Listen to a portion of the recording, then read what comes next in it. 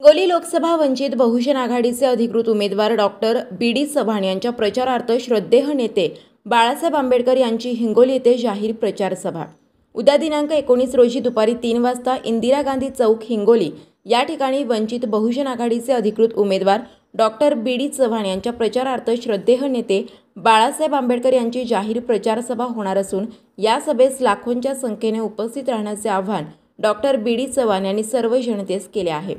प्रतिशोध न्यूजकरिता बालाजी पोले, हिंगोली। ताकदीनिशी पक्षाचे सगळे पदाधिकारी काम करत आहे। उद्या श्रद्धेय बाळासाहेबजी आंबेडकर यांची 3 वाजता हिंगोली येथे जाहीर सभा आहे। त्या जाहीर सभेचे नियोजन मोठ्या थाटात जोरात या ठिकाणी चालू आहे आणि श्रद्धेय बाळासाहेब आंबेडकर यांची सभा ही विक्रमी होणार आहे।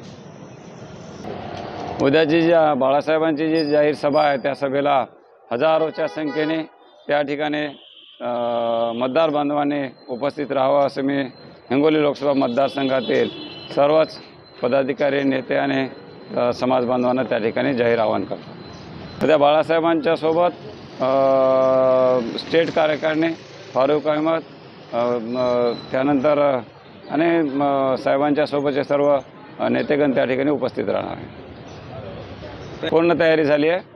आज दिवसभर पूर्ण त्या तयारीमध्ये आमचे कार्यकर्ते लागलेले आहेत आणि प्रचंड मोठ्या ताकदीनं त्या ठिकाणी लोक त्या ठिकाणी जमतील अशी अपेक्षा आहे। ठिकाण आहे इंदिरा चौक, कारण त्या ठिकाणचा हा चौक आहे मोठ्या प्रमाणावर त्या ठिकाणी लोक जमतील। हिंगोली येथे ही जाहीर सभा आहे।